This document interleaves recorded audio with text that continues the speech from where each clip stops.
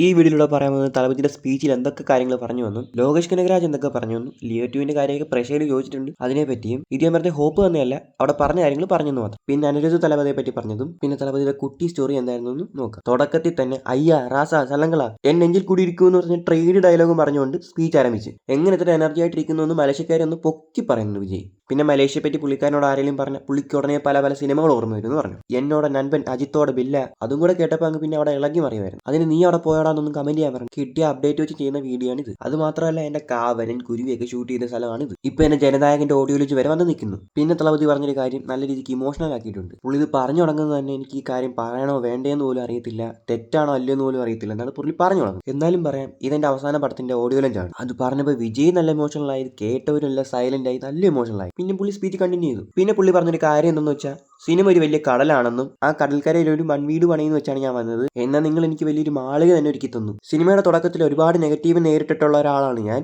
അന്ന് മുതൽ ഇന്ന് വരെ 30-33 വർഷം കൊണ്ട് നിങ്ങളെല്ലാവരും എൻ്റെ കൂടെ നിന്നിട്ടുണ്ട്. അതുകൊണ്ട് ഞാനൊരു തീരുമാനം എടുത്തിട്ടുണ്ട്. ഇനിയുള്ള 30-33 വർഷം ഞാൻ നിങ്ങൾക്ക് വേണ്ടി ജീവിക്കാനായിട്ട് പോകുന്നു. അപ്പൊ നിങ്ങൾക്ക് കാര്യമൊന്നും മനസ്സിലായില്ല. അപ്പോൾ ഒരു ഫുൾ വിജയ് സിനിമ ഇനി ഉണ്ടായിരിക്കത്തില്ല.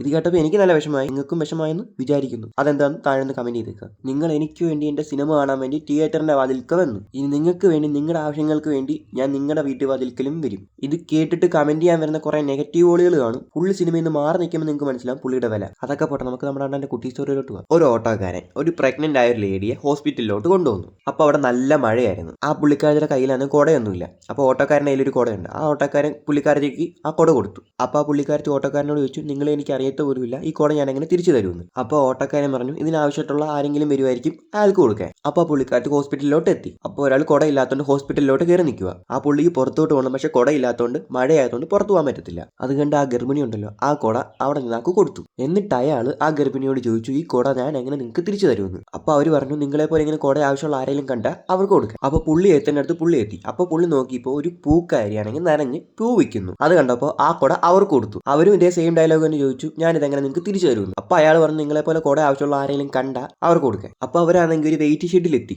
അപ്പോൾ ഒരു കുട്ടി മഴ ആയതുകൊണ്ട് വീട്ടിൽ പോകാൻ കുടയില്ലാത്തതുകൊണ്ട് വെയിറ്റ് ഷെഡിൽ നിൽക്കുന്നത് കണ്ടു. അങ്ങനെ അവർ ആ കുട ആ കുട്ടിക്ക് കൊടുത്തു. പിന്നെ മറ്റേ ഡയലോഗൊക്കെ പിന്നെയും പറഞ്ഞു. അങ്ങനെ ഇരിക്കുമ്പോൾ കുട്ടിയുടെ അച്ഛനായിരിക്കും കുട്ടീനെ എങ്ങനെ വീട്ടിലെത്തുന്നു കുടയില്ലാത്തതുകൊണ്ട്. അങ്ങനെ ആ കുട്ടി വീട്ടിലും എത്തി. ആ കുട്ടിയുടെ അച്ഛൻ വേറെ ആരുമല്ല, നമ്മൾ ആദ്യം പറഞ്ഞ ഓട്ടക്കാരനുണ്ടല്ലോ, ആ പുള്ളി തന്നെ. ഇതിന് ഷോർട്ട് മീനിങ് എന്തെന്ന് വെച്ചാൽ, നമുക്ക് കൊടുക്കാൻ പറ്റുന്ന എന്താണോ അത് കൊടുക്കുക. നാളെ നമുക്ക് ആവശ്യമുള്ള സമയത്ത് അത് നമ്മളിലേക്ക് തന്നെ വന്ന് ചേരുകയും ചെയ്യും. ചിലവന്മാർ വേണമെങ്കിൽ കമന്റ് ചെയ്യാം, അവർക്ക് ഓട്ടോ ഇല്ലായിരുന്നു, ഓട്ടോയിൽ പോയി വിളിച്ചുകൊണ്ട് വന്നുകൂടായിരുന്നു. അങ്ങനത്തെ മുടന്ത ന്യായമൊന്നും പറഞ്ഞൊന്നും വരല്ലേ. ഇത് യഥാർത്ഥം നടന്ന സ്റ്റോറി ഒന്നും അല്ല, ഇതൊരു മെസ്സേജ് തളപതി നമുക്ക് തന്നെന്ന് മാത്രം. പിന്നെ തളപതി അനിരുദ്ധിന് ഒരു പ്രത്യേക ഒരു പേരിട്ടു, MSD എന്ന് എല്ലാവരും പറഞ്ഞു. അവിടെ നിൽക്കുന്ന ആങ്കേഷിന്റെ അടുത്ത് ചോദിച്ചു, വല്ല പിടിയുണ്ടോന്ന്. അങ്ങനെ പുള്ളി തന്നെ പറഞ്ഞു, MSD എന്ന് വെച്ചാൽ മ്യൂസിക്കൽ ഡിപ്പാർട്ട്മെന്റൽ സ്റ്റോർ. ആ സ്റ്റോറിൽ പോയ സിനിമയ്ക്ക് വേണ്ട മ്യൂസിക് എല്ലാം കിട്ടും. മെലഡി സോങ്സ്, BGMs, റൊമാൻറ്റിക്, അങ്ങനെയല്ല.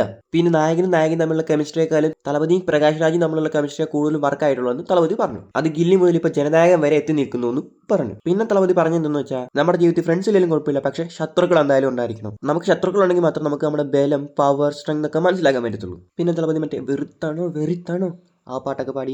പിന്നെ ജനനായകന്റെ വസ്തു നിങ്ങളില്ലേ, തലപതി കച്ചേരി, ആ പാട്ടിന് ഡാൻസ് കളിച്ചു ലൈവായിട്ട്. അത് കിടിലായിരുന്നു കേട്ടോ. അത് കഴിഞ്ഞിട്ട് ഒരു പാട്ടിട്ട് യാർ പെട്ര മകനോ മറ്റേ കത്തിയിലെ അവസാനത്തെ പാട്ടുണ്ടല്ലോ, അത് കേട്ടപ്പോൾ എല്ലാവരും ഇമോഷണലായി. അത് കേട്ട തലപതി പെട്ടെന്ന് മറുപടി എടുത്തു. ഇന്ന് എന്തൊക്കെ ചെയ്താലും ഞാൻ കരയത്തില്ല, ട്രാക്ക് മാറ്റി പിടി. പിന്നെ പുള്ളിയുടെ സ്പീച്ചും എല്ലാം കഴിഞ്ഞ് പുള്ളി അവിടെ പോയിരുന്നു. അത് കഴിഞ്ഞ് നമുക്ക് ഇനി ലോകേഷിന്റെ സ്പീച്ചിലോട്ട് പോകാം. ലോകേഷിനെ വിളിച്ചപ്പോഴേ ലോകേഷ് പറഞ്ഞു, ഞാൻ അടുത്തായിട്ട് വരെ ഇപ്പം നെൽസനെ വിളിക്കാൻ, ഒരു തമാശ രീതിയിൽ. അങ്ങനെ ലോകേഷ് ഒരു സംസാരിക്കാൻ തുടങ്ങി. ആരെ തന്നെ ജനനായകൻ വലിയ സക്സസ് ആവട്ടെ എന്ന് പറഞ്ഞു. പിന്നെ അവിടെ ഇരുന്നവരെ എല്ലാവരെ പറ്റി അങ്ങ് പൂഴ്ത്തിരുന്നെങ്കിൽ പറഞ്ഞു. അത് കഴിഞ്ഞിട്ട് അവിടെ ലാംഗ്വേജ് ലോകേഷിനോട് ചോദിച്ചു, അടുത്തത് റോളസ് 2 ആണോ ലിയോ 2 ആണോ എന്ന്. അപ്പോൾ പുള്ളി പറഞ്ഞത്, ഞാൻ പറഞ്ഞതിനേക്കാൾ ഉപരി എല്ലാവരും ഞാൻ ഇവിടെ പോയാലും ചോദിക്കുന്നത് ലിയോ 2 എന്നാണ്. അത് കേട്ടതും ആ മലേഷ്യ മൊത്തം കിട്ടിഞ്ഞു, അത്രയ്ക്ക് പൊളിയായിരുന്നു കേട്ടോ. ഇത് ഞാൻ കയ്യിൽ നിന്നുവൊന്നുമല്ല, അവിടെ നടന്ന കാര്യം തന്നെ പറയുക. അപ്പോൾ ആംഗ്ലേജിൽ ഒരാൾ ചോദിച്ചു, നിങ്ങൾ ബിരിയാണി എന്തോ കൊടുക്കുമെന്ന്. അപ്പോൾ ലോകേഷ് അതിന് കൊടുത്ത മറുപടി എന്തെന്ന് വെച്ചാൽ, ഞാൻ ലിയോ ടൈമിൽ പുള്ളിയുടെ കയ്യിൽ നിന്ന് ഇടിവള മേടിച്ചിട്ടുണ്ടായിരുന്നു, കൈ ഇടുന്ന ഇടിവള ഉണ്ടല്ലോ, അത് തീരെ കൊടുത്തില്ല, അത് കൊടുക്കണം. ഒരു തമാശ രീതിയിൽ പുള്ളി അങ്ങനെ പറഞ്ഞു. പിന്നെ ചോദിച്ചു, വിജയ് സാറിനൊന്ന് ചോദിക്കാനുള്ളതെന്ന്, സിനിമയ്ക്കെല്ലാം ഡേറ്റ് ആണെന്ന് ചോദിച്ചു. അപ്പോൾ ലോകേഷ് പറഞ്ഞു, ഇനി ഡേറ്റ് ഒന്നും കിട്ടില്ല, പുള്ളി വേറൊരു വഴിയിലോട്ട് പോവാണെന്ന്. അതും പറഞ്ഞ് ലൊക്കേഷൻ പോയി. അത് കഴിഞ്ഞ് പിന്നെ അഡ്ലി വന്നു, എന്നോട് തളപതി എന്ന് പറഞ്ഞ് പുള്ളി തുടങ്ങി. അപ്പോൾ പുള്ളിയോട് ചോദിച്ചു, തളപതിയുടെ അവസാന സിനിമയിലെ ജനനായകൻ, അത് കേൾക്കുമ്പോൾ നിങ്ങൾക്ക് എന്ത് തോന്നുന്നുണ്ട്. അപ്പോൾ അഡ്ലി പറഞ്ഞത്,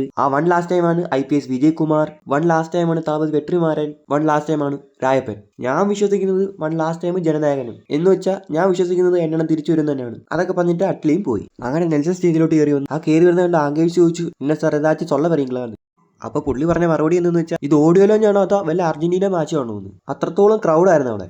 85,000-ഓളം ആൾക്കാരാണ് അവിടെ ഫില്ലായത്. ഇതുവരെ അത്രയും ഫില്ലായിട്ടുള്ള ഒരു ഓഡിയോ ലോഞ്ച് ഇതുവരെ കണ്ടിട്ടില്ല എന്ന് നെൽസൺ പറഞ്ഞു. പിന്നെ പുള്ളിയും പറഞ്ഞു ജനനായകൻ ഒരു സക്സസ്ഫുൾ ആയിട്ടുള്ള സിനിമ ആവട്ടെ എന്ന് പറഞ്ഞു. അപ്പോൾ പുള്ളി പിന്നെ ഒരു ആഗ്രഹം പറയുന്നുണ്ട്, ഇനി എനിക്ക് തലപതിയുടെ ഒരു സിനിമ ചെയ്യണമെന്ന് ആഗ്രഹമുണ്ടെന്ന് പുള്ളി പറയുന്നുണ്ട്. അങ്ങനെ നെൽസൺ സ്റ്റേജിൽ നിന്ന് ഇറങ്ങാനായിട്ട് ഇന്നപ്പോൾ അങ്കേഴ്സ് വിളിച്ച് ചോദിച്ചു കുറച്ച് ചോദ്യങ്ങൾ ചോദിക്കാനുണ്ടെന്ന്. അപ്പോൾ അവർ പുള്ളിക്കാരോട് ഇത്ര സിനിമ എടുത്തതിൽ ആരോടെങ്കിലും ദേഷ്യം ഉണ്ടോ തമാശ രീതിയിൽ പറഞ്ഞാൽ മതി എന്ന് പറഞ്ഞു. ആദ്യം അനിരുദ്ധിന്റെ പേര് ചോദിച്ചപ്പോൾ പുള്ളി പറഞ്ഞു പുള്ളി വിജയം വരുന്ന സിനിമ ഫുള്ളും കംപ്ലീറ്റ് ആക്കിയിട്ട് മാത്രമേ വിജയം വരത്തുള്ളൂ.